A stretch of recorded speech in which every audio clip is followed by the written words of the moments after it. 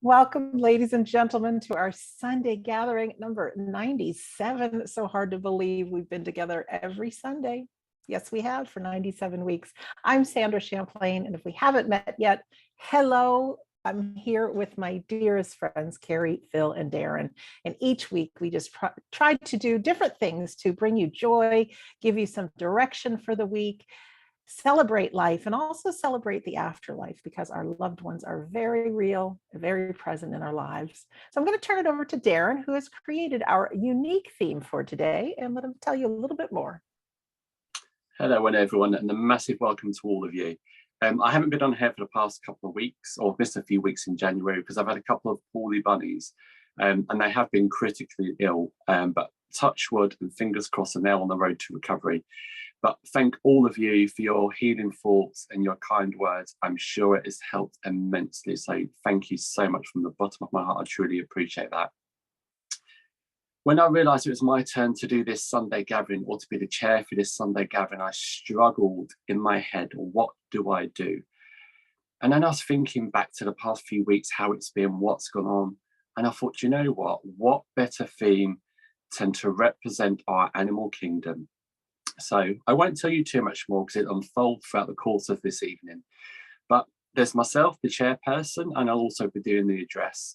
You've got our hostess with the mostest, Sandra Champlain, who'll be doing our reading, and we'll be doing the healing, as well as all the behind the scenes stuff to make this all happen and flow naturally as possible. And then we have our lovely duo, the Kerry McLeod and Philip Dykes, who will be doing our opening and closing prayers, our wonderful demonstration of mediumship, and we'll be doing our words for the week. So without further ado, I'm going to hand you over to the wonderful Kerry McLeod to open us up in prayer. Thank you very much, Darren, and thank you for choosing such a wonderful subject.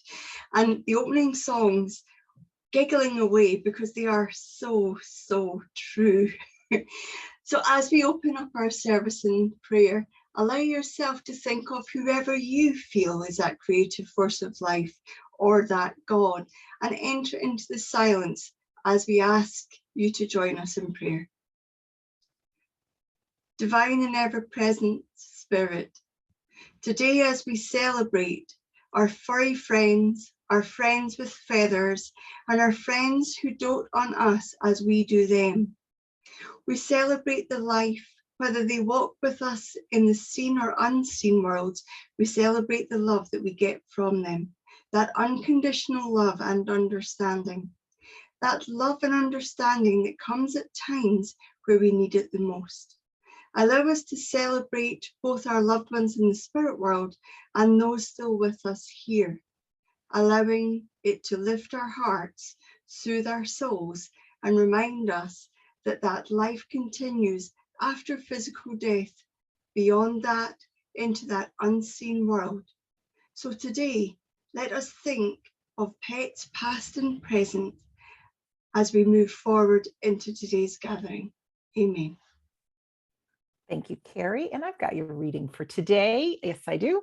And with Valentine's Day approaching, we think about greeting cards, flowers, and chocolates, and it's become rather commercialized, but it does remind us of love.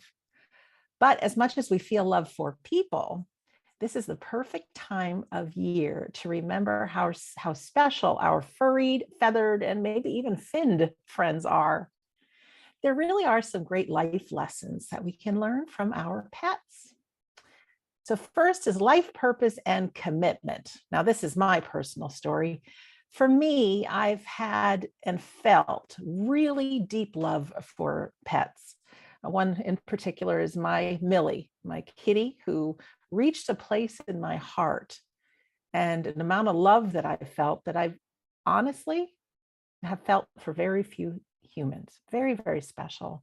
In fact, my Millie sat on my lap with her head on my keyboard as I typed out almost every word of my book.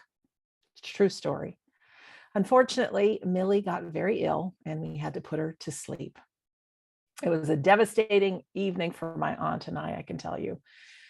The very next day, when I couldn't have been more in grief, I received the final draft of my book, just titled We Don't Die.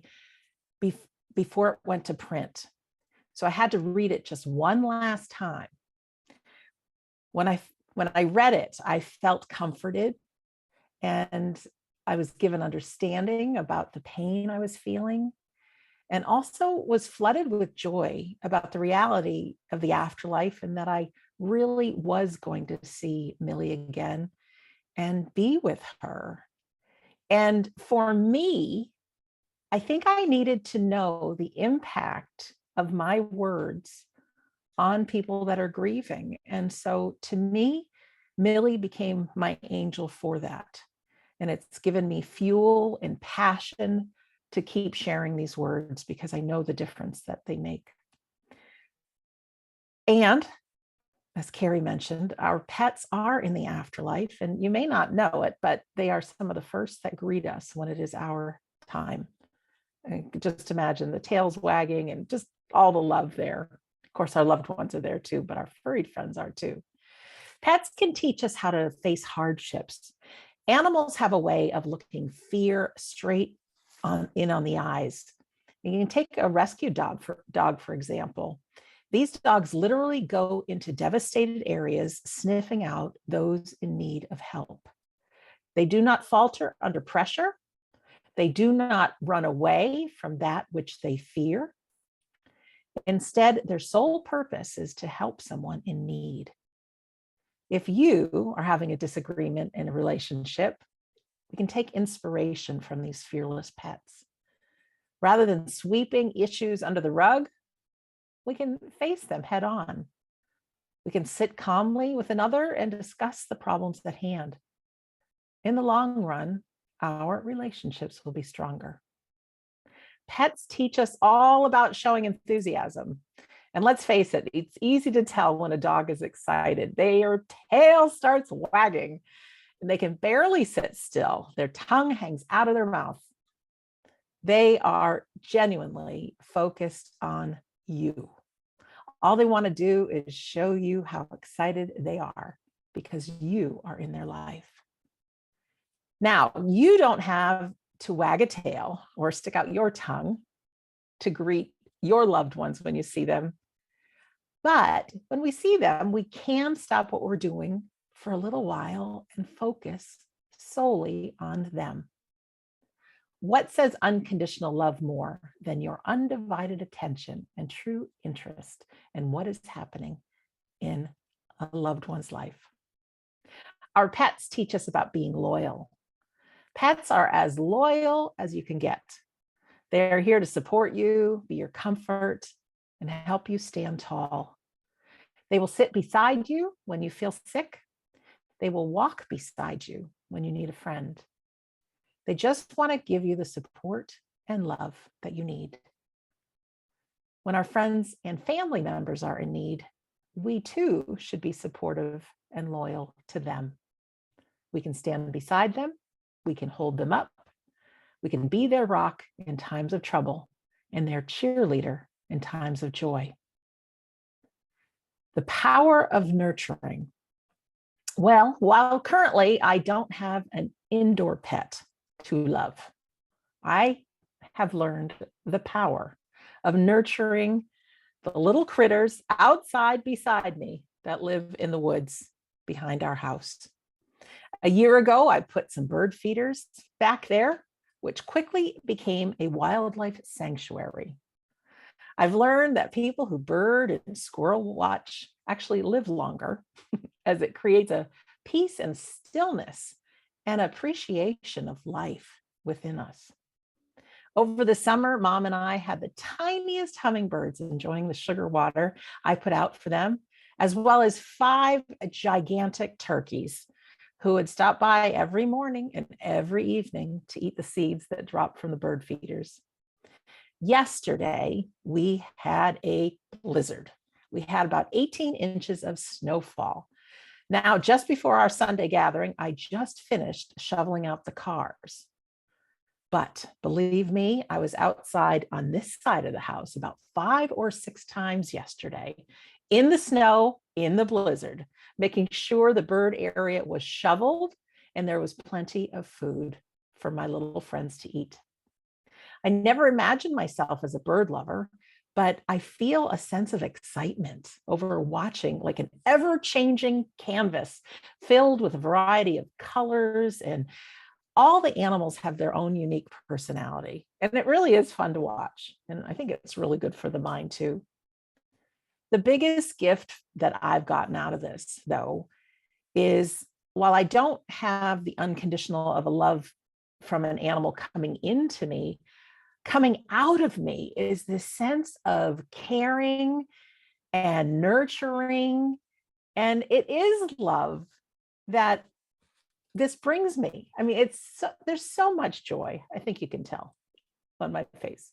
So as Valentine's Day creeps closer and closer, let us all try to drown out all that hype that revolves around the holiday and focus on what truly matters. And I think if we can look to our pets, we can get some of the best life lessons that there are. Now, did you know that dog spelled backward is God? I think personally, the things that we give and that we receive to and from our pets, it really is divine. So it's an appropriate quote. So that's our reading, and we're going to move into our healing now. And how do we combine healing and pets? Well, there's a couple of things. One, we can first start out with thinking about those that need some healing. When we listen to our song, we can picture those people healthy, well, and whole. And for ourselves, I know that anytime we can feel good, it brings about healing. So we've got a beautiful song that you'll definitely recognize. And also we've got some pictures that go with it. Now, just over a year ago, we had done a Sunday gathering about pets. And we had asked our community members to send in pictures of their pets. So I found those pictures, and just late last night, I put it all together. So even if your pet is not in here in the video, don't worry. Take a moment and just think about them and their love for you and your love for them. Okay? Because we've got a friend, most definitely, in our friends in the animal kingdom. Okay. Here we go. Thank you for putting together that beautiful slideshow, Sandra. It always brings a smile to my face, and I'm sure it does everyone else. Today's theme is obviously our animal kingdom. Why is it our animal kingdom? Believe it or not, we're so integrated with animals, you know, whether it's pets within your home, whether it's animals outside your home, as Sandra's spoken about, or even the animals in the sea, or the waters, or the lakes. It's our animal kingdom because it's ours to protect, it's ours to look after, and ours to nurture. And when you think about it, our animal kingdom has in the past done so much for us, today does so much for us, and I'm sure in many years to come will do so much more for us. And I just wanted to share with you a few bits that you probably didn't know, or you may know. Our bees. Most of us don't like bees. You know, they become a pest in the summer. They can sting us. They can cause all kinds of issues for us personally. But believe it or not, our bees help provide 30% of our crops around the world that help feed us and keep us fed. They contribute to 90% of our wild plants and flowers that we see around the world. So just remember, when you see, you know, a bee in the summer, which you probably will at some stage, try not to think of it as a pest that's going to sting you. Generally, bees don't really attack you unless you attack them. And if you're anything like me, when something comes flying near you, I'm normally the first to try and move it out of the way. But try not to do that. You know, think of the good that bees can do, and they do around the world, as those figures show. Beavers. Did you know beavers can help with climate change? They're gnawing and building small dams within our rivers and lakes, helps to stop places from flooding, helps to preserve the fish within the waters, and and helps preserve those natural waters around the world. Many people didn't know that. So next time you see a beaver, just think of the importance it plays I know sometimes we can look at beavers and you may like them, you may not, but just think of the part and the role they play. Llamas, those lovely animals we see on our farmland across the world. Believe it or not, they're so tame and timid, llamas, and they bond well with herds of animals, sheep, and other farm animals. They become protective of that herd, and they actually help protect that herd from prey and people trying to attack them. So again, they play an important part. I never knew that until I looked it all up. Rats, you either love them or you hate them. I personally, I don't hate them, I wouldn't say, but I wouldn't want to have a rat as a pet. But believe it or not, they play such a vital role within our world. And did you know with rats, they're very good at digging out landmines or discovering landmines, should I say. They're actually better than a metal detector itself. And for this reason, rats are used to scout out landmines all across the world. They're trained to do this. So think how many lives they're saving by detecting these landmines all across the world. So next time you see a rat or think of a rat, don't think, ooh, think of the good it does. Squirrels, I know Sandra's touched on squirrels, beautiful animals. And again, you probably see squirrels in your garden or in the outdoor as you're walking around. Squirrels are known for gathering and harvesting nuts and seeds. But believe it or not, these nuts and seeds very often get forgotten. They forget where they've put them, but actually helps the world because more trees and plants can grow from those nuts and seeds that they planted. So I suppose as quick as mankind is taking down some of these trees, the squirrels, believe it or not, are helping to grow more across the world. So they play a bigger role than we realise. As well as being a cute little furry thing, they do, they provide something for the world. Narwhals, I probably pronounced that wrong. They're the long-nosed whale type things you see in the Arctic. Believe it or not, they help the NASA scientists. Yes, they help scientists. What the scientists do, they connect radio transmitters to them. And because they're such a great deep sea diver, they can get to the parts of the Arctic that are quite difficult and hard for mankind to maneuver around. And they help to send back the temperature readings from down in the depths of the Arctic so that we can control, or the NASA scientists can control and help preserve the glaciers up in the Arctic, because they can detect when there's big changes in temperatures and the impact it's having on the world. I bet you never knew that. I didn't until I looked it up. Elephants, one of the most intelligent animals on our planet. But did you know, as well as being cute and lovely, I adore elephants, their tusks in dry climates, or when in dry seasons, they use their strong tusks to bury and dig the ground up to try and get to the water table. That not only provides water for them, but for many other species. I never knew that. And I thought, wow, what an amazing job they do, not only for themselves, but for other animals also. Our birds, our beloved birds, they do so much for the whole world. They help with reforestation, they help with seed pollination, pest control, soil fertilization, you name it, they do so much across our world. So next time you see those birds on your walk or looking out your window, think of them and maybe take a leaf out Sandra's book. Throw them a few seeds, throw them some food down, especially in this cold weather that you're having in the eastern side of the States. It's quite hard for animals to come by food when it's snow. So think of them and look after them when you next see them out and about. Octopus, believe it or not, octopus help reduce waste in our oceans. They use glass and other debris to help create their shelter. So they actually make use, and I'm not condoning we should be dumping stuff in rivers and seas and what have you, but actually octopus is one of the species of animals that utilize this debris and this waste and help create themselves a shelter from it. So yeah, think about something, and there's so many more I can go on about.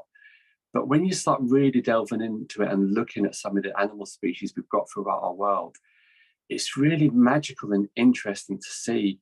We see them as one thing, but actually when you get to know and understand it, they can do so much more. And it's like I said, with animals, the animal kingdom's been a big part of our lives and our world, and will continue to be. When we look back in the old days, animals were used so much more. We used to have horses pulling carts and helping people travel around the world. We have, and we still do today, and in some parts of the world it's more common than others. We have dogs that we use to pull sledges in the snow and do other modes of transport. You have cows, donkeys doing all kinds of manual labor on farms.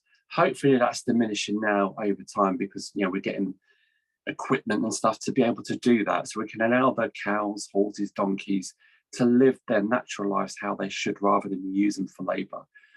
But if we're in the modern day world, we use horses for leisurely riding, leisurely strolling around the countryside. We use cows for milk.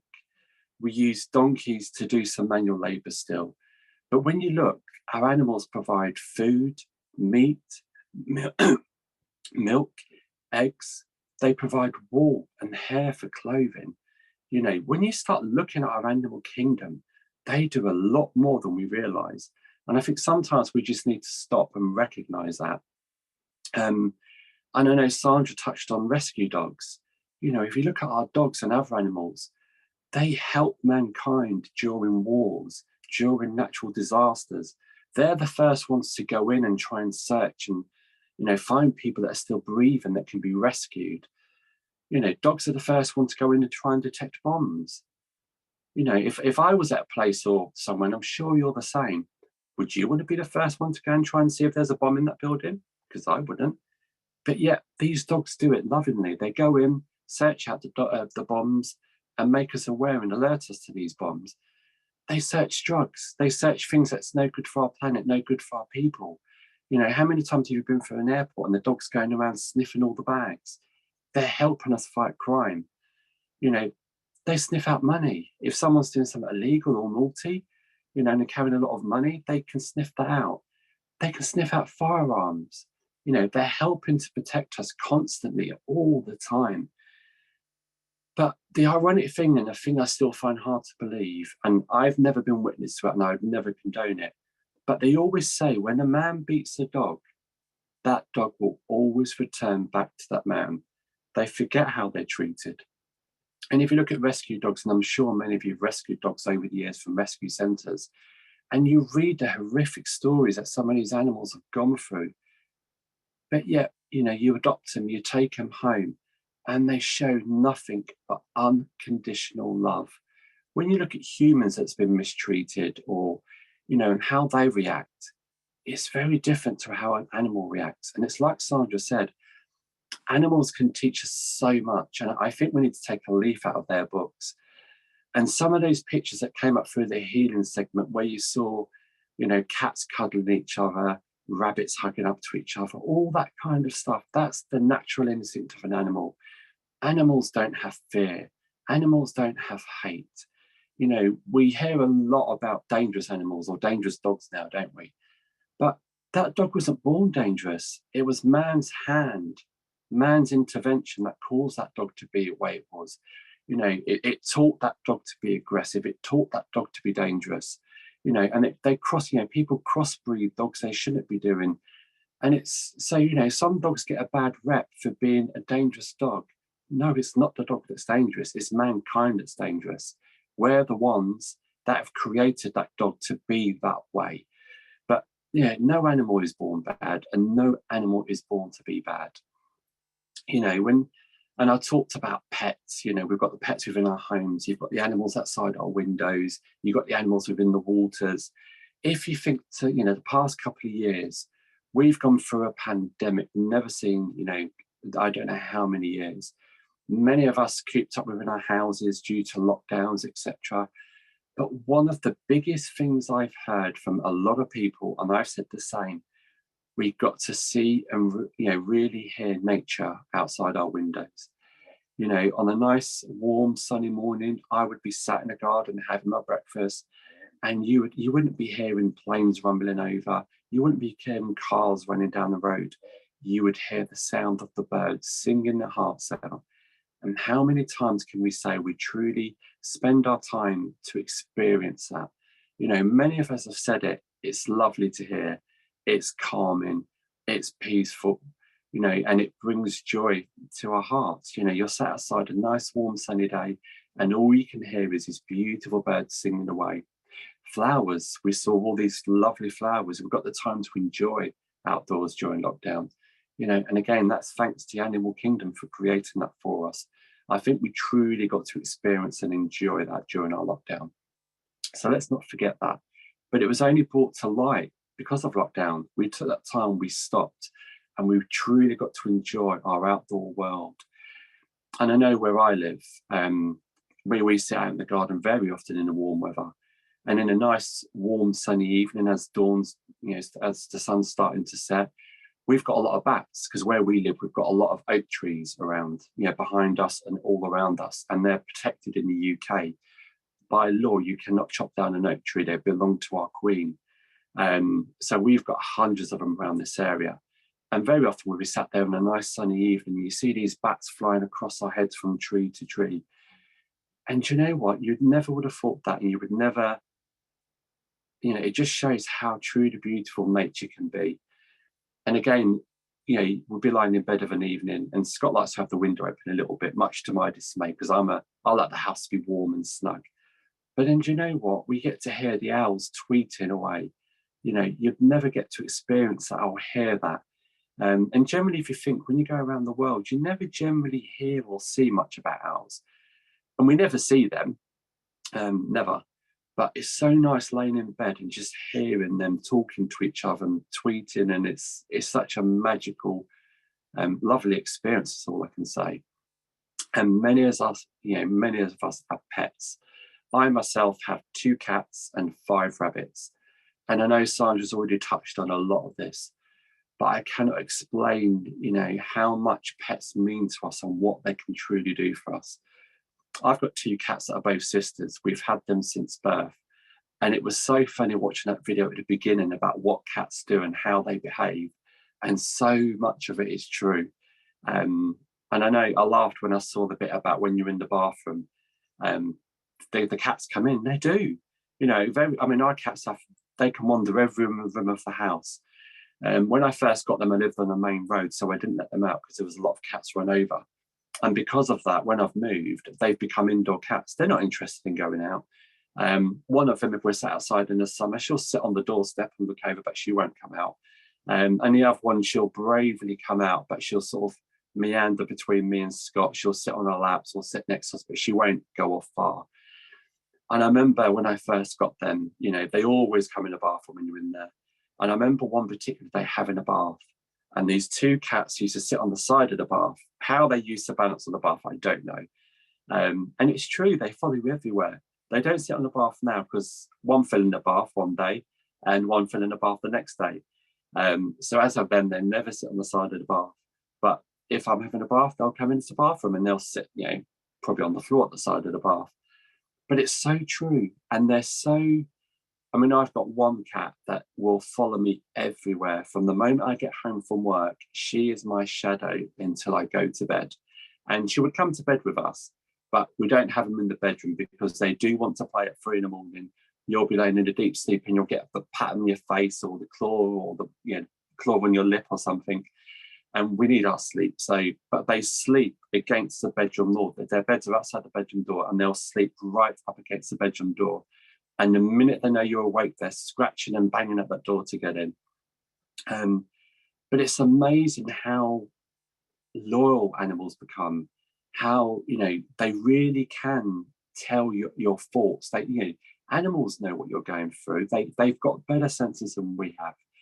And I know, if I'm out and Scott's in watching the TV, the cats could be anywhere in the house. But as my car pulls up, and where we live, I park probably 15 meters away from the property. And Scott says, he goes, I always know you're home. It's because regardless where the cats are, he goes, I hear all this pounding down the stairs and they're sat at the door to greet me as I come in. They know the sound of my car. God knows how they know, because there's loads of other cars around here, but they seem to know. They have this instinct. They have this knowing. And like Sandra said, they're very intuitive and they can pick up on how you are. If you're having a bad day, there's nothing better than coming home, having 2 cats greet you at the door and throw themselves at you and want the attention. And, and they can tell, all pets can tell when you're not so happy. They tend to come and snuggle up to you, but they don't really want attention. They just kind of snuggle. They just let you know they're there.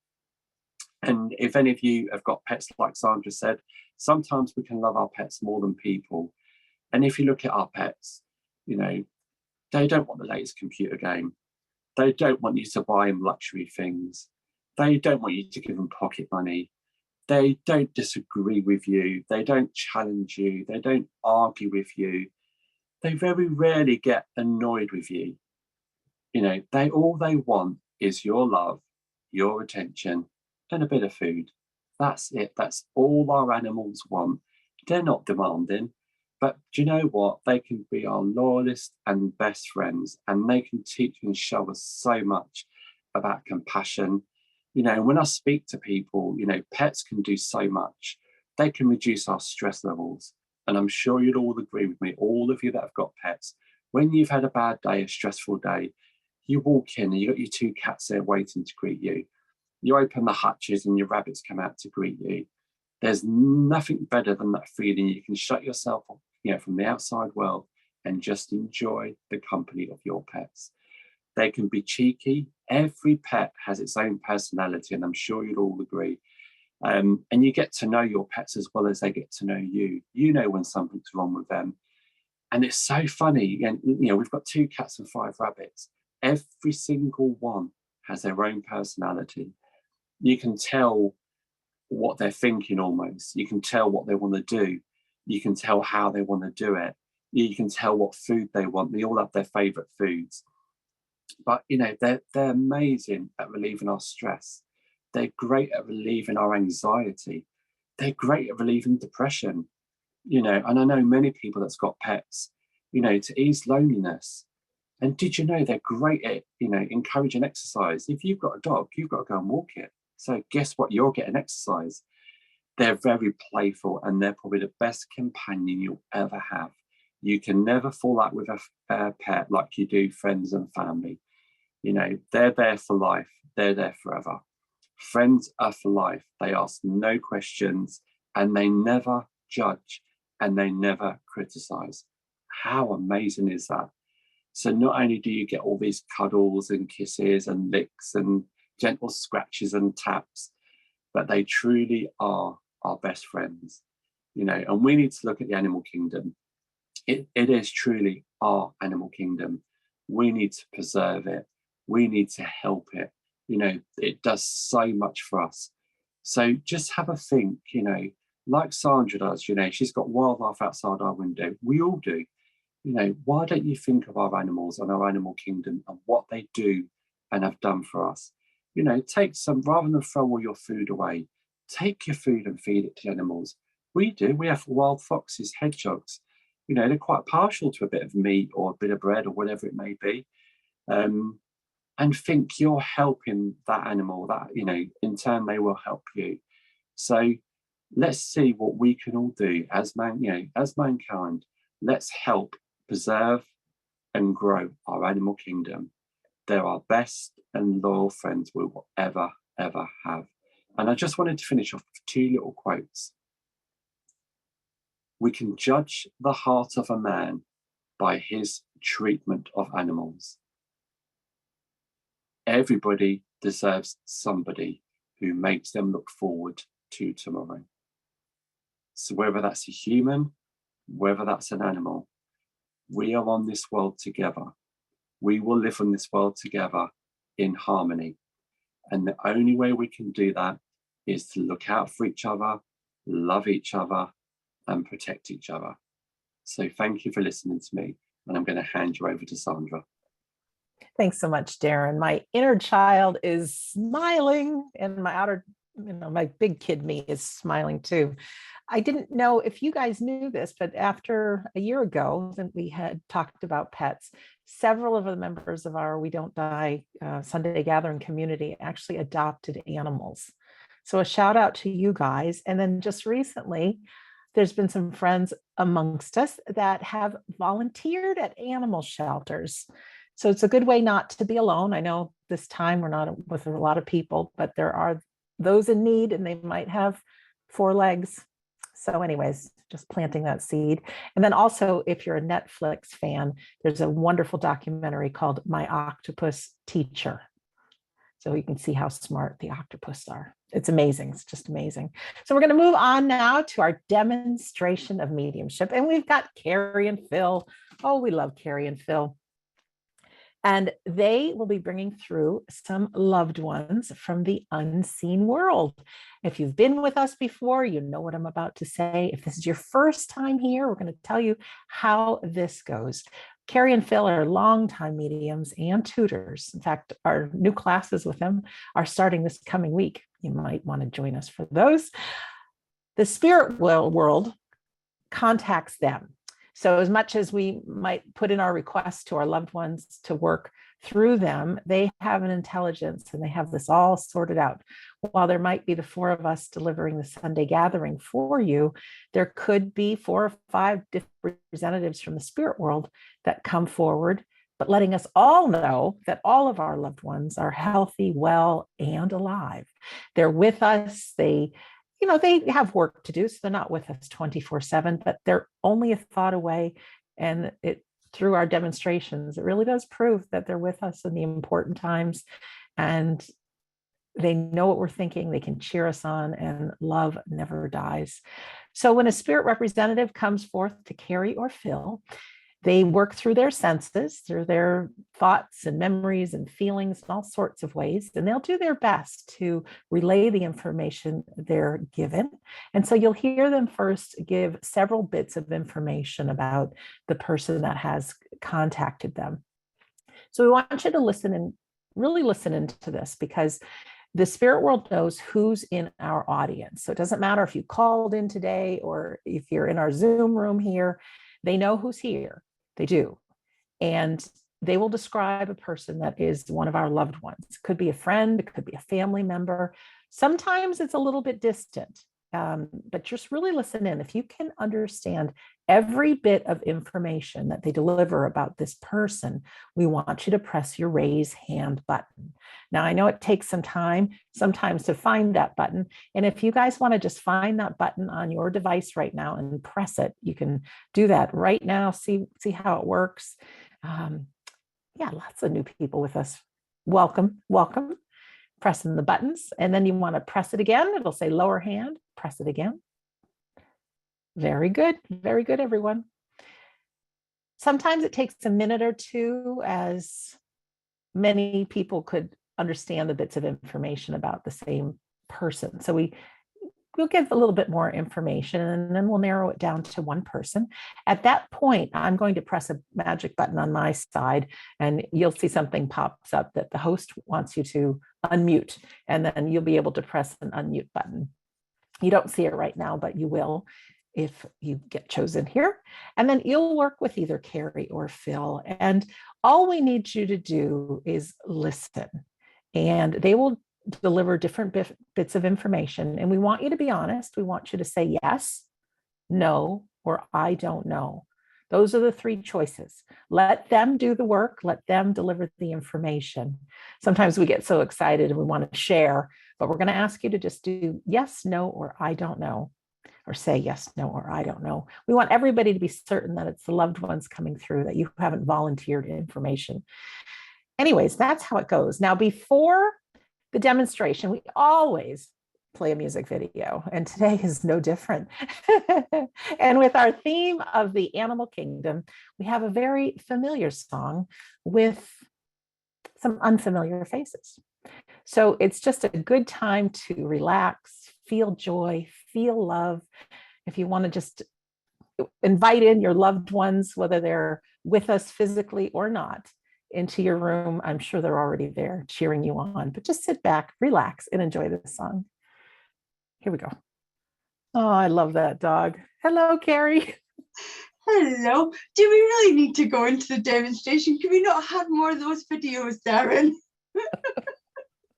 Absolutely fabulous. I've really enjoyed watching the 2 to start with, and then the healing, and then of course that song there. We all know the song, but I've never seen a dog dance like that, quite that way at the end. It was lovely. So thank you very much, Darren. And we're so pleased, Phil and I are so pleased that your animals, your bunnies are well and safe. And to anybody out there that is needing healing for their little animals, and as you call them, critters, Sandra, then we are sending healing to each and every one of them, as we do every single day, the 5 of us. And we know that there is healing that makes an incredible difference. So thank you for the video, Darren. But we will continue with the demonstration because it's part of our Sunday gathering, and it is part that Phil and I absolutely love. And I'm sure any medium that chooses to do that loves the demonstration, because it's about working with the spirit world. So as I begin to work with the spirit world here, I feel that joy within me, but I also feel that I have Mum drawing. Okay, I have Mum and Dad drawing close, but I know that Dad would have had, we call them Alsatians, German Shepherds. I know that Dad would have had a German Shepherd that would have been a family pet. And I know too that Mum, it would have been a man's dog. It would have been Daddy's dog. It wouldn't have necessarily loved Mum in the same way. But I know that Mum would have passed very quickly to the spirit world. I do feel it to have been a stroke or something within the head. Somebody in our audience would understand this.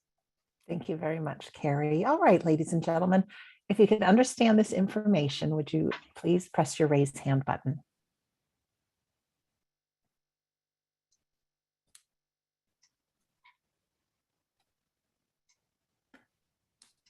No hand has gone up, Carrie.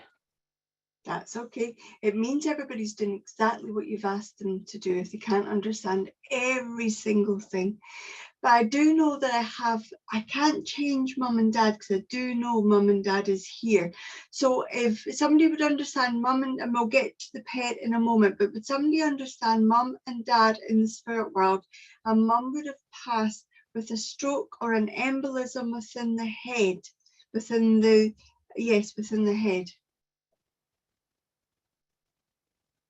All right, we have several ladies with their hands raised. Okay. And of those ladies, one of them would understand a German Shepherd, or also known as an Alsatian dog in the spirit world as well.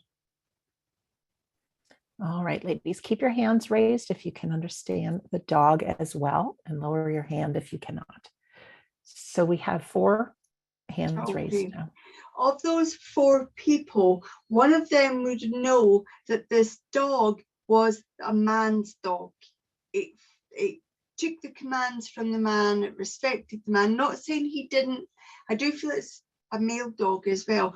Not that he didn't respect the women, but I know that he is closest to the man. And if it's not, I do feel it's Dad's dog. So would somebody here understand this Alsatian German Shepherd also being Dad's dog? All right, thank you.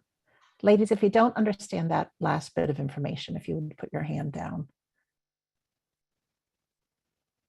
All right, we have Stella, Julia, and Colleen. I'm just saying your names in case they're up by accident, your hands raised, that say they can take all the information. Okay. Then with Mum, I know that because I feel Dad and the dog here, but I know that Mum is a person that wants to speak. I feel with Mum that there would have been an incredible gentleness about her. I do not feel that she would have wanted to stand in the center of the room and tell everybody what to do. I do feel a very gentle character, very private character, and quietly spoken. Okay, Somebody in our audience needs to be everything I've said. It would be an incredible shame if I get to you and you say you can only understand some of it. Okay, ladies, I'm going to lower all hands just in case anybody's up by accident, and go ahead and press your raise hand button again if you can take every bit of that information, please. All right, we have Stella, Colleen, and Julia with their hands raised. Carrie. Okay. Then I do feel with this German Shepherd, I do feel it wasn't long hair. I do feel it's short hair, and I actually feel it would have been a darker color. So I know some German Shepherds can be quite tan. I feel that this is a male dog, and I feel Dad's giving me a very clever picture of him, because I know there is a picture you have with your dad and this dog. And you said short hair and dark colored? Short hair and dark colored. Short hair and dark colored. Ladies, their hands still stay up, Carrie. So let's recap. I have mum and dad in the spirit world. I have dad with his Alsatian dog. I know that mum passed the spirit world with a stroke. And I also feel that mum would have been quite quiet in her character. Thank you. I also need to say that there must be, okay. As I begin, because I know that dad is coming in, then you would understand that dad passed with a cancerous condition, and I feel it would have been in the nether region, so in the region below the waist. Okay, thank you. And we have Stella that is remaining with us. And thank you, ladies, for listening so clearly. Stella, can you press your unmute button? Hello, can you hear me? Yes, hi Stella. Hello. Hi, so you can understand everything I've said? I can, yes. Okay, you understand that dad's dog would have absolutely been his dog, and I know that your dad's dog would have been looked the part and sounded the part as well. Oh yes, he did. I also want to say with your dad's dog, then, because your dad gives me this impression that he would have been, the dog would have been a very good guard dog as well until he got to know you. Yes, he was.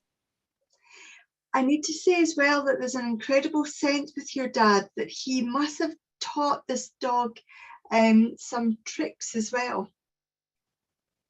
Not sure. Then the dog must have been able to know certain words. The obvious one of biscuit and walk, but he must have understood other words as well. Because I know your dad's saying things and it seems to be that the dog understands him. Yes, very intelligent. Oh, okay. Because with your dad, there's this, I mean, I'm not saying, because dogs do not communicate in the spoken language, so I know it is your dad giving me it, but I know your dad must have known, been very closely attended to this dog, and you would have memories where your dog told you about how he got a thorn or a something in his pad of his foot. Yes. Because the dog's not telling me, but your dad must have been beside himself about how swollen the dog's paw got. Now, with your dad, there's this sense of he was more able to speak out than your mum. Yes. But I know with your mum, there's this feeling with her that you and her would have had very quiet conversations. Yes, we did. And there would have also been this part with your mum where she shared more with you as she got older. Yes, she did. I know that your mum must have had a fear of passing to the spirit world, Stella. I'm not sure about that one. Okay, then you must have had a conversation with her about wondering what happens afterwards. Yes. Because I know your mum gives me this impression of, yeah, I wasn't sure what was happening and I wasn't sure how it would be.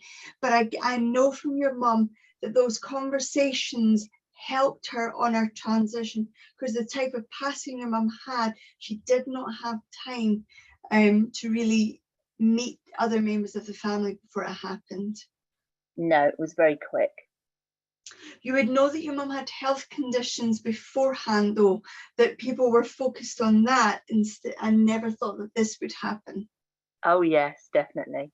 Because I know she does have a lovely sense of humour, though. Because I know, and your mum would have had a faith with her, not God-fearing, but I know your mum had her faith. Yes, she did. Because I know she gives me this impression of God granted me my wish and took me back home quickly, because that was her wish. Oh, that's lovely. When her time came, she didn't want to hang about. She just wanted God to take her quickly, and that she got her wish. I have to say that your mum is sharing this depth of love for you, Stella. I don't know what she's meaning exactly, but I get the sense that you would understand when your mum says she hears the private conversations you're having with other people in the family right now. Okay, thank you. Do you understand that, Stella? I'm not sure, but I think it might come to me. Okay, let me work on that for you. You would understand that very recently you've had a very honest conversation with a member of the family about how to deal with their family situation.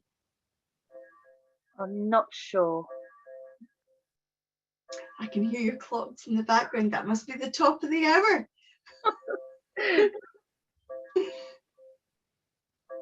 Then if that's not right, Stella, would you understand before your mum passed about you having to have words with the family about what was happening? Yes, I guess so. Okay, because I know this is the way your mum brings this, but I also know she's not going to drop you having conversations with other people. So if it's not family, then you must know where you're having honest conversations with friends or people within your family right now, where you're having to manage boundaries. Oh, yes.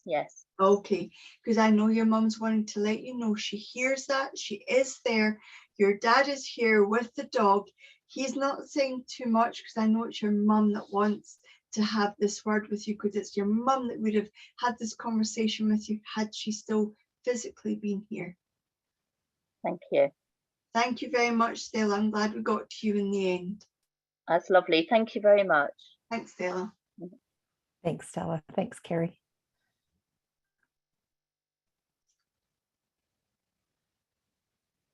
Okay. I do sense a gentleman here, and as I work with him, I get a sense, let me just take a second.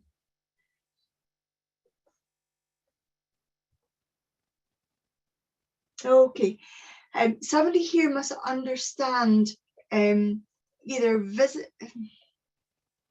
I know Dad's here, and I know that Dad is having a little bit of a laugh at me because I know he's given me a whole lot of things. Somebody here must understand Dad having lived in Edinburgh. He must have also known some of the pubs in Edinburgh, because I know what he's showing me, but I'll get to that when we get to our recipient. But I also know that he must have loved detective stories. Thank you, Carrie. All right, ladies and gentlemen, who recognizes this gentleman?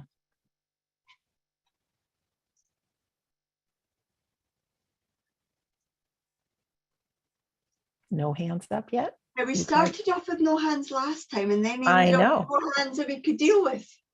Mm-hmm. So we'll just give everybody a moment. Dad in the spirit world, I know he would have lived in Edinburgh at one point, and I know he would have been familiar with the pubs. And I do feel I'm more towards the centre of Edinburgh because I know what he's showing me. All right, where are our Scottish friends? No hands raised yet, Okay. Carrie? Then if it's not that, would somebody understand being in Edinburgh with their dad and heading to the Conan Doyle pub?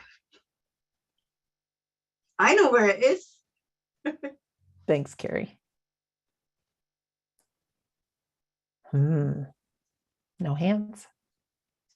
Really?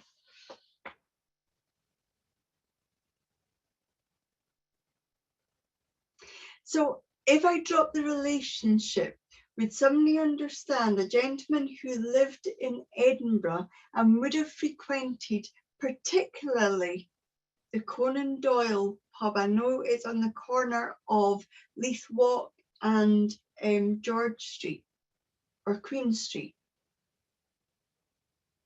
Thanks, Carrie. Everybody's got to really think about this now. Might be a memory that you haven't thought of in a long time.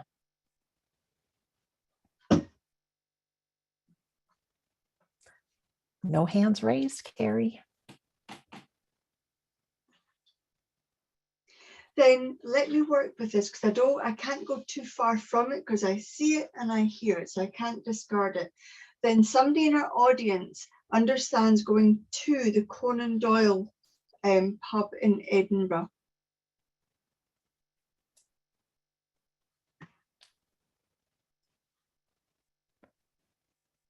No hands. We might have somebody shy. I don't know, but there's nobody raising their hand. Well, Teresa, let's talk to you because you're brave and you raised your hand. Hi, Teresa. Hi, can you hear me? Yes, we can. Hey. Welcome. This could not be me, but my husband's dad, they went to Edinburgh on a holiday. So it's a holiday he remembers a lot. It might not be him though. Okay, and you knew your father-in-law quite well. I did. I knew him for a few years. Yeah. Okay, and just let me work with this for a second, Teresa, with you then. Would you know that your father-in-law would have loved detective programs? I wouldn't know that. Okay, and is your husband there just now? No, he's not. No. Okay, then It might not be me though, because it's so distant, you know. yeah, but if this is your father-in-law trying to get through, this is recorded and your husband will be able to see this. Would you know that your father-in-law would have been quite a matter-of-fact man? I would say he would have been, yeah. Because I know he's not giving me much more than what he's given me today, and I know he would have talked in facts. I also know that your father-in-law, if this is him, then he would have been quite pedantic when it came to detail. Yes, for sure. Because I know I'm having to cross my T's and dot my I's with him, with his personality here. And I need to say that he would not have believed in life after death. I wouldn't be sure of that, but I know that he was a very logical man. So that's very because I possible. know this analytical mind. And when you speak to your husband, you will find that when they went to Edinburgh, they researched about Conan Doyle, they researched about Sherlock Holmes, that they would have gone to the places and found out about Sherlock Holmes, and that they would have also understood and followed some of the stories around about that and found out about his, because I know a lot about Conan Doyle, but I know that your husband and your dad would have found out part of the history. Now, you can email me or Sandra and let me know once you speak to your husband and then he watches this, because I know your father-in-law is bringing through those memories of walking through the cobbled streets, and they must have stopped and partaken in a little alcoholic beverage when they were there, and he wants to remind the stories about those times, because I know your father-in-law and your husband would have had some really productive conversations. Yeah, that makes sense. Yeah. Okay, then I have to trust the spirit world and I have to trust your father-in-law and say that we are not the ones to question why, but thank you for putting up your hand, and hopefully your husband gets to see this and is in some way reassured that his dad is still with him. Thank you. I'll pass it on for sure. Thank you, Teresa. And thank you. And we got to hear Teresa's dog too. How appropriate. Okay, thank you very much. Sandra, Darren, it's been a beautiful experience being part of today, and I'm now going to pass over to Mr. Dykes for the remainder of the service. Thank you so much, Carrie. We love it. And Phil should feel lucky, because normally when there's any kind of dancing, I superimpose his face on something or someone. You do. You got out of it today though, Phil. I'm so glad, because I knew I would end up in a dog or a cat, something like that, but there we go. But it's absolutely wonderful to watch Kerry work. And I've got to be honest, thank you to Darren and Sandra for putting on and coming up with this theme, Darren, for the pets and everything. I think it's absolutely wonderful. And I'm glad you cleared up that little sound of the dog, because I was thinking, where's that come from? So I thought I was hearing clearly then, but we'll see what happens. So I do believe, as I become aware of the spirit world, Sandra, that I have Dad with me. And I do believe that Dad would have resided in America. I also know that Dad was in the armed forces, and I do believe he was either in part of a special elite forces. So I know he served his country. I know he was almost like went undercover. But I also believe with Dad that he would have rescued ex-service dogs. He would have brought them into the home as well. So I know here he's got a heart to go, but I know he would have really brought in the ex-service dogs. Oh, beautiful. Thank you very much, Phil. All right, ladies and gentlemen, who can recognize this gentleman? Great. Press your raise hand button.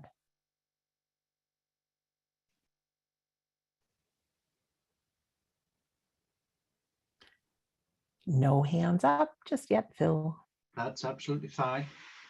I do believe it is Dad, because I know I've had this gentleman for a while.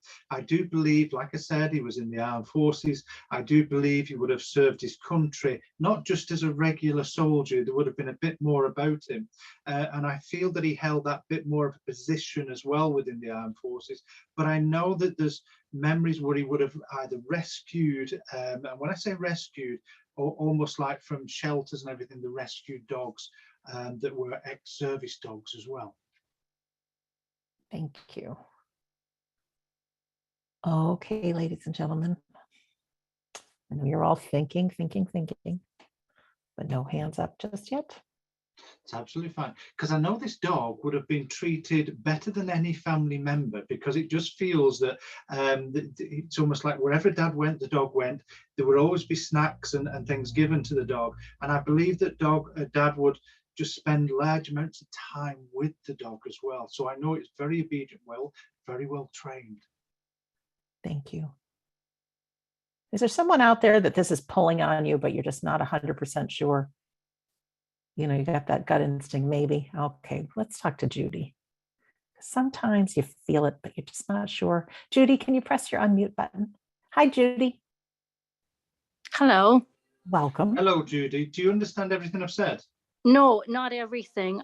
My father was in the armed forces. He did search and rescue for people, not dogs. He did have a dog that he was the sole owner.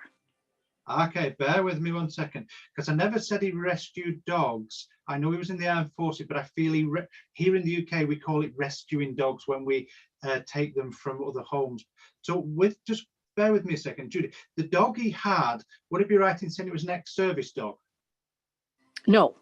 He wasn't. I'm not with you, because I know here that I've got an ex-service dog, because I can see its harness and everything. Okay.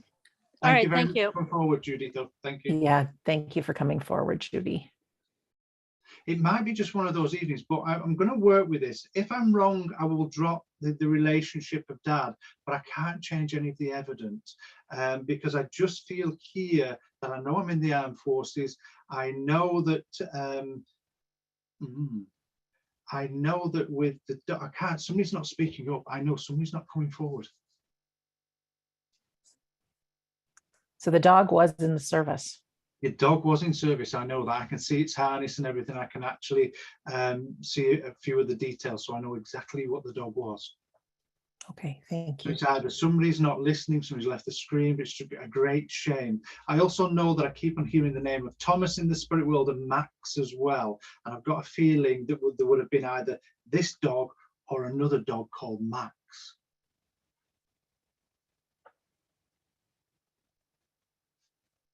And we're waiting.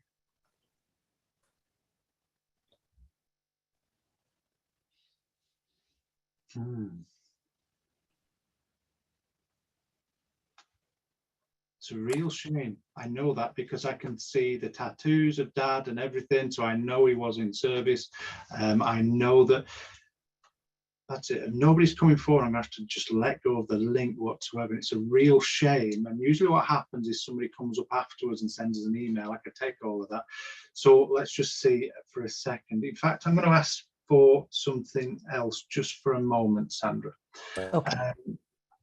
Okay. I also know I have a lady with me. I know it's mum as well. I know that mum would have passed with the cancer. I also know that mum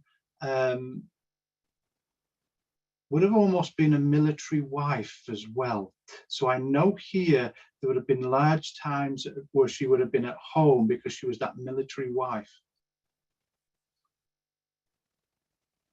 Thank you. Are we setting aside the gentleman with the dog? We're going to let go just for a second. I never set anyone aside. I'll let go for a second. What? We'll see. I don't mean aside, but okay. So, ladies and gentlemen, who can understand the details about this lovely lady, the mom?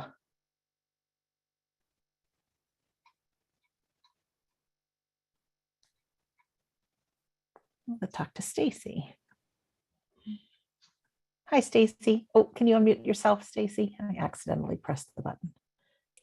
There we go. I understand the mother. The father was service, had shepherds. He raised shepherds, but I don't believe he ever had them in service. That's why I didn't raise my hand. Okay. When I say service, I mean he's either rescued a dog that used to be in service. Would that make sense? He rescued dogs, but I don't know that they were in service. That's fine, and mum's in the spirit world as well, Stacey. Yes, from cancer. That's fine, because I know here I had, and this is why I said to Sandra, I'm not letting go. What I've asked the spirit world to do is bring me somebody connected to Dad. Okay, that's good. So I know Dad is in the spirit world. I know Dad served his country. Yes. And I also know he wasn't just a regular soldier. Yes. And I also know with the dogs, or the dog he shows me, it's almost like they would have been better treated than some of the family members. Absolutely. Because it just feels here as well, where there's lots of treats given, but I know the dog, and I know you said shepherd, because I do feel that actually, but I know there's almost like there must have been either a cross shepherd with something else. Yes, and I don't know what the mix was, but I know, neither do I, but I know it's a form of shepherd, but I know it's not a purebred. But I know here, but I also believe as well, if we can find out, I know there's that connection to service with that dog as well. But I just feel with Dad, he could be quite quiet at times as well. Absolutely, yeah. But I also know he's disciplined, and he wouldn't take anyone's advice where it came to the dogs. True. And would I be right in saying, even though these dogs were very well trained, they were very disciplined? Yes. And I want to say, even where some of the family members would go near the dogs, but didn't fully trust them. True. Yes. Because I know I can hear the dog growl as other members go near. I know it never harmed it, but I know it's what's brought forward. So I know with Dad, they were extremely loyal to him. And I also know with Dad as well, he would have either gone on like expeditions by himself with the dogs. I don't remember that. Bear with me. Let me just change my word just a second. When I say expedition, it's almost like he would have took them to special places where they could just run free. Oh, yes, yes. And where there's less people about. Yes, I understand that. That's fine. And I want to say he will go for long hours at a time. Yes. Because I know this is what I actually meant. But I also know with Dad as well, that he's very... would I be right in saying there's memories of the dog sat at the side of him in the car? Oh, yes. And it's almost like the dog's got the seatbelt on as well. Yes. But I want to say the dog is very loyal. It's almost to this point of, you know, when you see dogs with the heads out the windows and the tongue out, I want to say the dog just sat straight up. It didn't do that. Absolutely. Yep. And I know it would have been almost a fight with the dog to get that front seat. Yes. Because I know it's just Dad's mind here. But also there should be a Thomas in the spirit world as well. That I can't place. Okay. I know there seems to be Thomas, and I know it seems to be on Dad's side of the family. Would I be right in saying you don't know a great deal about Dad's side? Yes, and there is a Thomas a couple generations up. So because I know that's where I want to go. Yeah. But I also know one of the dogs should have been called Max as well. Max, yes. That's fine, because that's what I originally had. So I know here Dad comes forward. He's trying to bring that discipline in, that love in. But I also know I've got Mum with me, and I know Mum was very disciplined as well and run the household like a military operation. Yeah, she had to. Yep. And I know here it's almost like she was dad and mum rolled together, because I know dad was away in your younger life. Yes. Because again, there's that side to it. But I also know mum could be quite endearing when you got that one-on-one with her. Yes. Okay. And I know they both come forward with a lot of support for you right now. But I also believe where dad was able to show his emotion and love and kindness towards the dogs, but it didn't always show that to family members. Absolutely. You're And right. I know he has a regret about that, because I know wasn't his fault, but I know where he saw action, it disturbed him a little bit. Yes. And I know that's where he struggled with his emotions. So I'm going to leave dad's love, mum's love with you, knowing that they're sending their love to you right now. But I also know those dogs are around you as that family unit, all supportive, all disciplined. And there's just, would I be right in saying, just before I leave you, that there would have been either travel abroad with dad where he was based? Yes. Yeah, he went. Yes. Because I know here it's not just serving, it feels like where we lived abroad for a period of time. Yes. So I'm going to leave his love with you. And I know there's been thoughts of getting out and about, almost travel and holidays with you. Yes. Because I know that's why he's brought that travel in again. So I'm going to leave that love with you and say thank you very much, Stacey, for coming Thank forward. you so much, Phil. Thank you. Thank you. Thank See, you, I told you, Sandra, we never let go. It all comes together. That's fine. Absolutely. Trust. Let's have a look here.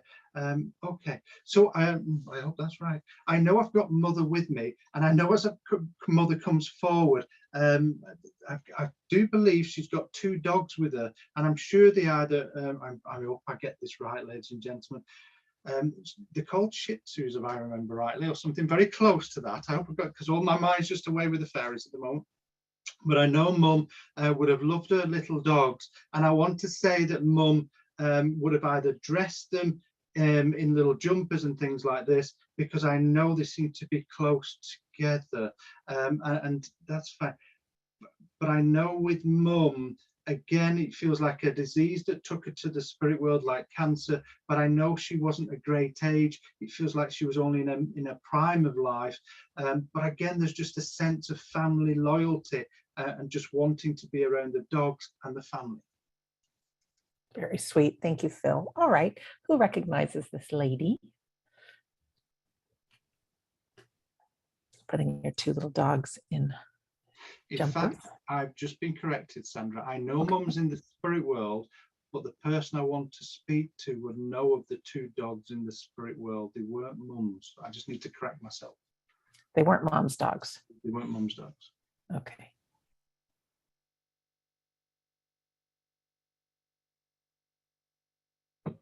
No hands up, but that's what's been happening. So we'll go with it.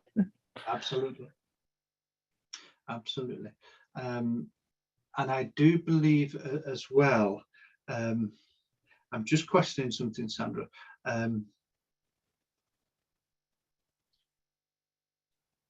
In fact, I do believe the person I want to talk to would know about the dogs, and I know they would have the matching jumpers. It's not just jumpers, but matching jumpers.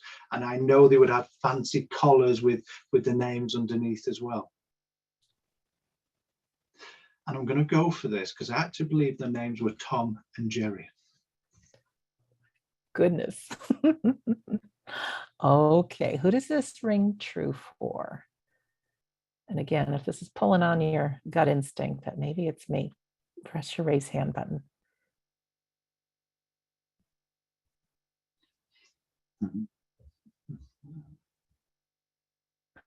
No hands, Phil. The only thing I'm willing to drop is the relationship, as always, because we can get that slightly wrong. I'm just looking at how I said, I do believe it's a lady. I know it's either a cancer. I do feel it's very rare. There's just something different about the cancer. It was unexpected, almost like we didn't know about it straight away and we're just going through tests. But I just feel with mum, she was quite resilient. In fact, I still feel mum, I just feel she's quite resilient.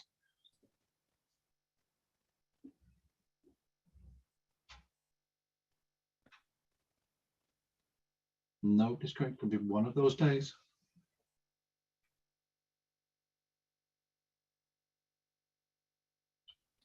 Well, Donna's got her hand up. Let's talk to Donna. Donna, can you unmute yourself there, Hannah? Hi, can you hear me? Yes. We can, Donna. What do you Yeah. understand of what I've said? I understand this could be my mother, but my brother has 2 dogs who are very cherished by the partner. I'm not sure if that's the link, but Bear with me 1 second. Would the dogs be dressed in jumpers? not jumpers, but water suits. They go on the boat, so they've got life jackets. No, I'm going to say no to that. Thank No, you very much for okay, coming forward, thank Donna. you. It doesn't feel right. Doesn't feel right. Thanks. It's either we've got somebody very shy that doesn't want to come on, because I'm going to stick that I have mum, and I do believe that the person I want to speak to would have mum's watch as well and wedding ring.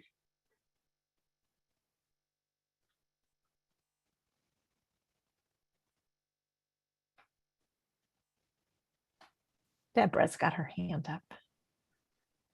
Everybody's being so patient, so thank you very much. It's important to get to the right person. Deborah, hello. Hello. Hello, Deborah. What do you understand of what I've said? Well, I have mum's watch and her wedding ring. Yeah, my brother has 2 dogs, and yes, I've seen photos of them wearing little jackets and little jumpers recently. So those dogs are still here? They are still here. They've not passed. That's fine, because I know the dogs I've got with me are very much with mum under her arm. So thank you for coming forward, because I know they're both in the spirit world that I've got. Thank you. And they weren't called Tom and Jerry, though, are they? No. That's fine, because I know that's what I have. I know that's what I have. Thank you. All right. Thank you, Deborah. Thank you for putting Thank up you your so hand. much. Thank you so much, Deborah. Thank you. Well, it looks, Sandra, it's going to be one of those contacts that's just not going to be taken. That's either somebody. Well, Peggy's got her hand up. Maybe we spoke too soon, Phil. Peggy, would you unmute yourself? Hi, Peggy. Hi. Hello. I can go with everything except that the dogs weren't alive together. Ah, okay. So you understand the dogs, you understand with the jumpers, you understand mum, and she would have cherished the dogs. Yes. That's fine, because I know here. But again, would you understand that either, even though you're saying the dogs weren't together, they would wear the similar or the same sort of jumpers? Yes, they may. The second one maybe even would wear the first one. I mean, that's fine, because that's what I want to be, because I know this is where the jumpers seem to come in. It's really important. But would you understand where your mum really cherished the dogs as well and carried them about? Yes. Because again, there's just this sense with carrying the dogs, doting on the dogs. And I want to say they were more than just pets to your mum. I want to say they were like her lifeline. Yes. And I want to say where the lifeline was, they kept her mood up, almost like they kept her calm. Yes. And I do believe that mum would have had either special leads and neck collars and everything for them. Yeah, she'd dress them up for holidays. That's because again, it just feels like they're really spoiled. And I want to say as well, even when it comes to food, they would have been given our food rather than dog food. Yes. Because again, it just feels where they're really spoiled and everything. But again, they must have been called Tom and Jerry, though. No, they weren't. That's the other thing.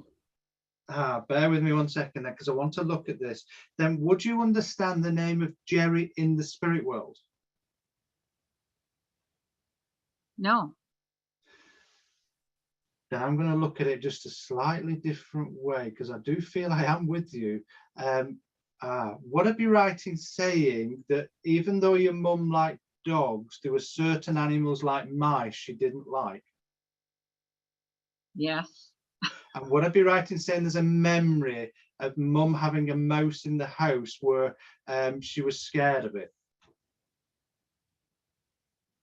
I'm not sure about that, but she would, if that was so, she would have been scared of it. Because I keep on seeing the scene as a question, Tom and Jerry, if I've not got the names right, but I know that it's the scene out of Tom and Jerry where there's a mouse and Mum stood on a chair. So that must make sense where Mum was. She didn't like mice.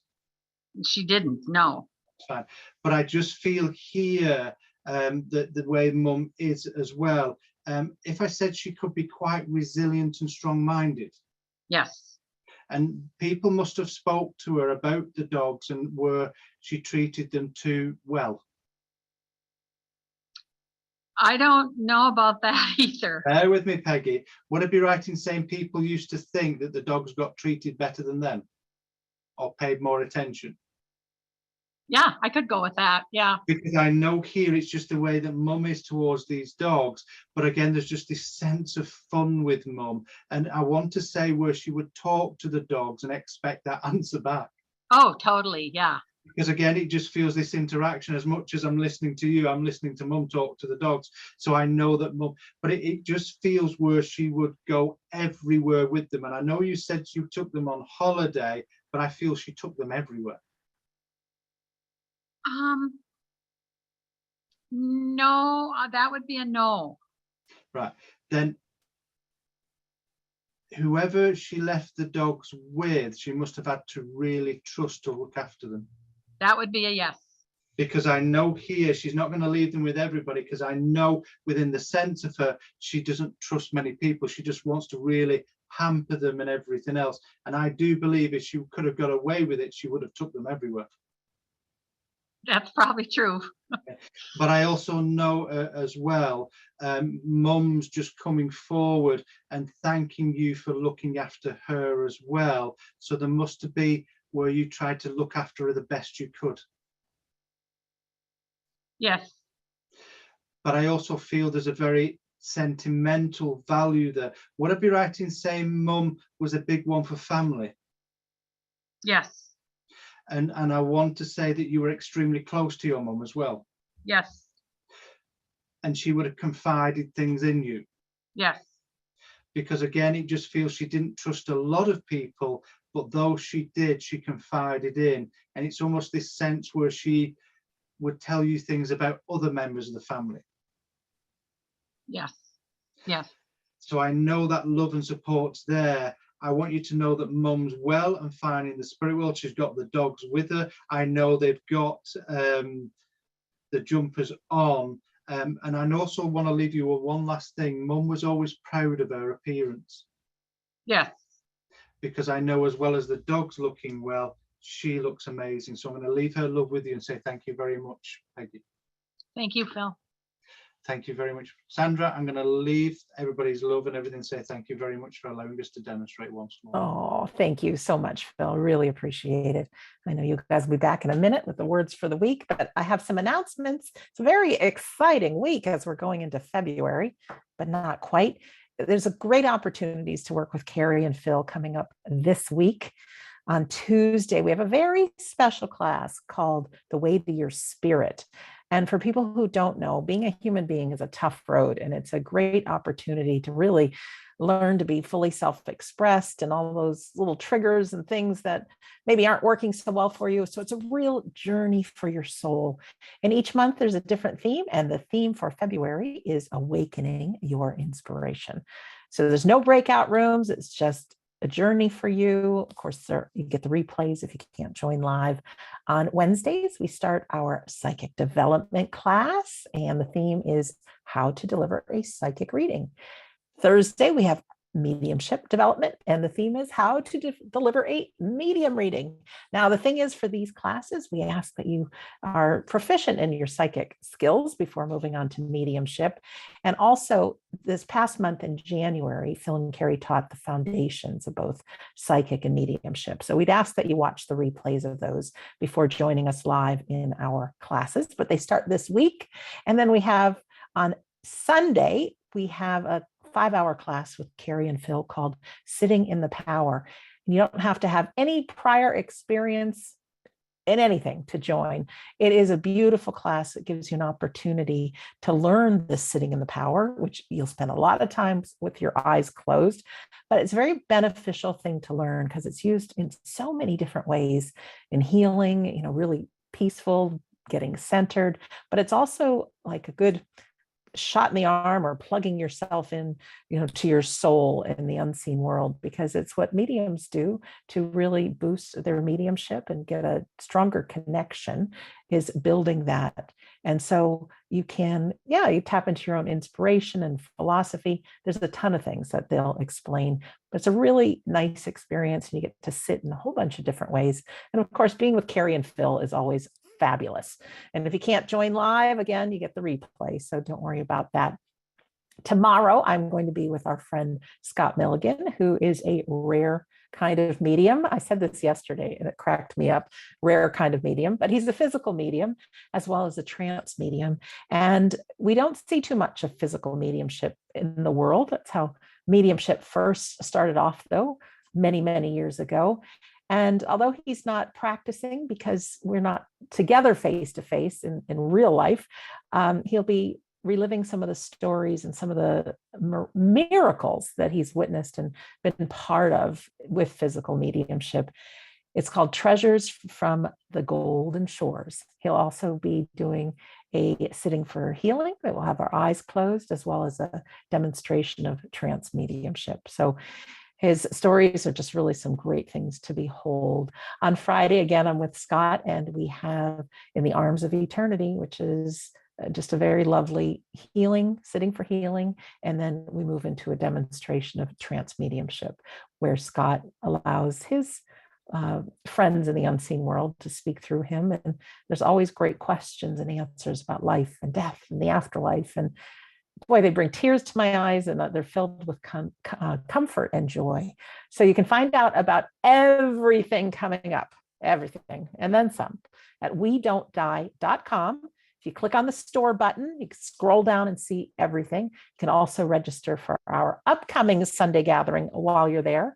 Plus, there's over 400 episodes with me about the afterlife, interviewing people on all different topics. So much more there. Our Facebook group is there too. You can join in a conversation and meet some great like-minded people. So with that, I am going to turn it over to Mr. Dykes for words for the week.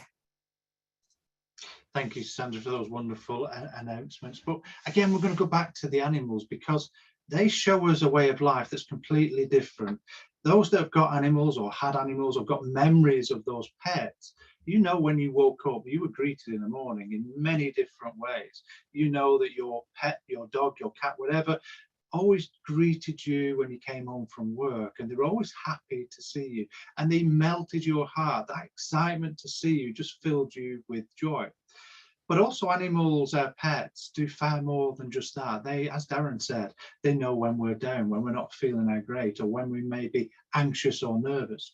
So understanding that your pet can understand you and interact with you, lift your spirits, then when we feel all gooey and mushy inside and we want to just smother them in love, let's remember that moment and not just share it with our animal friends, but share it with our brothers and sisters, our fellow human beings. Let's make this world a far better place, because it's memories that we have, not just of our loved ones, but our animal friends, how they touched our lives, how they inspired us. I remember when my mum came home and my stepfather with a rescue dog, and it was a little toy poodle. And I looked at this little dog and I thought, all the dogs you could get, a little toy poodle. But it turned out to be my best friend. It turned out to be a real joy and a companion when I was very young. And it used to do things. And again, I'm not one for training animals or anything, but it used to, when it was excited, jump up. And when you took it for a walk, it'd stand on its back legs and walk alongside you. And I used to think it was just amazing how it was trying to interact with us. But I remember friends with their dogs as well, and how they used to smile. In other words, they copy the things we do. And it's really funny sometimes because you can see, and we have a saying in the UK, you can tell who's the owner because they start to mimic them. So it brings us not just this compassion, this love, but they bring us great joy in the behaviors and things that they do. So maybe that we need to be our true authentic self and just be who we are and realize that it's not just the animals that love us, but we love them. And we have this far greater impression upon them that they copy us as well. So if we can keep those thoughts in mind, then maybe we can change this world to a better place. And by looking at others, following others, being as good as others, but knowing that we don't need to compare ourselves, but just be who we are in the moment. So I'm going to leave you with those words, but leave you those memories of your pets as well, how they've inspired you, how they've lifted you, how they've greeted you, like I said before. So I'm going to leave you with those thoughts and say, enjoy your week ahead. Thank you. So it's also my pleasure to take you into that closing prayer. So ladies and gentlemen, if you'd like to close your eyes, think of your loved ones, think of your pets, how they've inspired you. Great infinite spirit, we've joined you once more in that place that we call our hearts and our minds. And it's from that positive intention we hope to gather and step forward within this life, within this week ahead of us, to be the best that we can. But know that our loved ones are always there supporting us. It's also knowing that our pets and loved ones are always by our side, being loyal, supportive, understanding, but most of all, knowing they love us for every decision that we take. And knowing that truth in our hearts, we want to make them even prouder of us by being the best person that we can be. So we thank that love that our loved ones have come round us. We thank that love for those inspirational talks and addresses that we've received today, reminding of what people and animals do for us.